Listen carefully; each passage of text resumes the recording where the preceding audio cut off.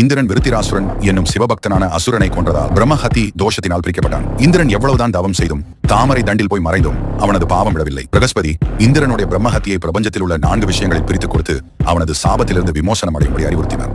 அதன்படி இந்திரன் பூமியினிடம் தன் பிரம்மஹத்தி தோஷத்தை முதலில் பகிர்ந்து அளித்தான்.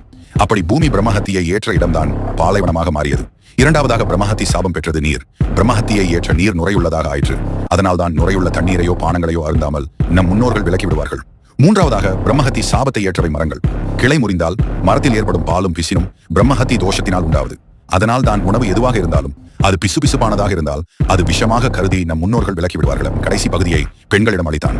அதுவே ஸ்திரீகளுக்கு மாதந்தோறும் வரும் 3 நாட்களான மாதவிடாய் காலமாக மாறிற்று. இந்திரன் இந்த 4 விஷயங்களுக்கும் வரமும் அளித்தான். மண், நீர், விருட்சங்கள், பெண்கள் இவர்களை யார் ஒருவர் காரணமின்றி துன்பப்படுத்துகிறார்களோ அவர்களை அந்த பிரம்மஹத்தி சாபம் பிடித்துக் கொள்ளும் என்றும் பிறவிதோறும் அந்த தோஷம் தொடரும் என்றும் இந்திரன் வரமளித்தான்.